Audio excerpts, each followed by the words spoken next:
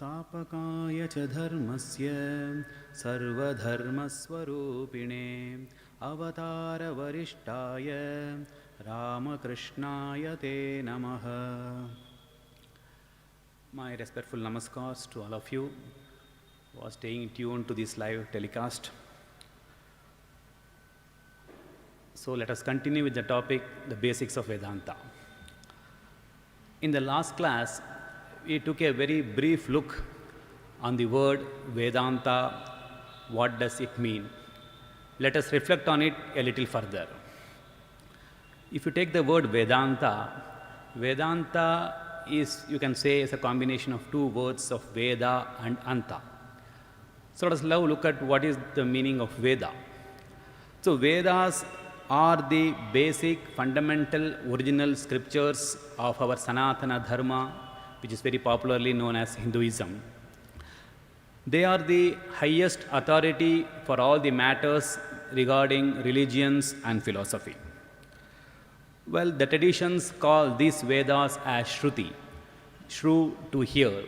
So this Vedic parampara, these Vedas has been handed down to the next generations by a oral parampara. The disciple hears from the Guru and he passes it on to his next disciple, and that's how this Vedic tradition has been propagated in the earlier times. Now the primary meaning of the word Veda, as I told in the last class, is knowledge. You can have a secondary meaning for it. The secondary meaning is the words in which this knowledge has been embedded. You might have heard the word Upanishads. So these are the Upanishads are the words where the knowledge has been embedded, because we have to communicate to the, when you get a communication, you have to use words. So knowledge, when it is embedded in words, it is called as Upanishads. Well, now a good deal of Vedas has been lost because of various reasons. Now whatever we have got is only a minuscule part of it. It is also considered that probably the major part of Vedas has gone forever. That is, the tradition says like that. So now whatever is remained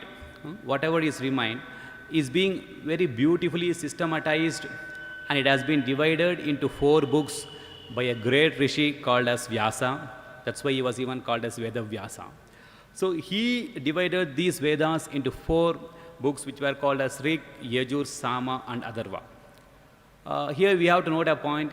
He was a classifier of the Vedas and not the author of the Vedas, because we believe, Hindus believe that Vedas are eternal and they are not made by any human being. It does not attribute any human authorship. All the mantras were revelations. The tradition says that these Vedas are from the Lord himself, and the rishis were only the receiver of these mantras. They are the receiver, the transmitter is the Lord himself. So when a rishi tunes his mind in great deep meditation, he is able to visualize all these mantras, and so he is called as a mantra drashta, and he is only a seer of the mantra, and he is not the creator of the mantra. So that's the Vedic parampara. Now, as I said, the Vedas have been divided into 4 groups. Now, if you take each Veda, it is again been divided into 4 parts, which of course many of you may be knowing, which is called as, the first part is called Samhita, then the Brahmana, the Aranyaka, and the last part is called as Upanishads, which we call it as Vedanta, which many call it as Vedanta. So again, the first 3 parts, which is Samhita, the Brahmana and the Aranyakas, are called as Karma Kanda. The last part, Upanishad, is what is called as Jnana Kanda. Now what does this Karma Kanda means? So this Karma Kanda deals with all the rituals, the ceremonies and the various hymns we attribute to the gods and goddesses. All comes in these 3 parts, Samhitas, Brahmanas and Aranyakas, depending upon those things. And the Upanishad, the final part, is the Jnana part, the philosophical part. The philosophical and the knowledge part of these things are being spoken of in this Jnana Kanda.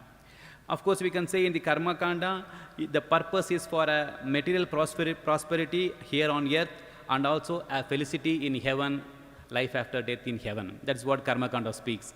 But here this Jnana Kanda speaks the realization of the ultimate reality here and now. here in this earth. So it speaks about what is the ultimate reality with respect to the Jiva, with respect to the Jagat, and with respect to the Ishvara. Creator, creation, and created. So what is the underlying reality? The underlying reality, the ground reality for all these three are the same. That's what the Jnanakanda portion speaks about. Now, I told Veda means Veda and Anta, so we have seen an explanation for Veda. Now, when you go to the word Anta, it really means end. Anta means end. So, Vedanta, if you can literally understand the meaning, it means the end portion of the Vedas. So, generally what happens, the Upanishads comes in the end portion of Vedas, but not always. So, it has been called like that. But if you want to have a very refined meaning or to have a very appropriate meaning, the word Anta has to be taken as the highest. There's another meaning of the word Anta is meaning highest, the highest knowledge. So this Vedanta is that one which gives you the highest knowledge. Now what is that highest knowledge? It is the subjective knowledge, the knowledge about one's own reality. It is not like any other knowledge which we have through different ways of perceptions or through science, many things are there. So these we call it as objective knowledge. You can say it as an observed. Vedanta is concerned with observer. We always have the knowledge of what is the observed data, but who is the observer?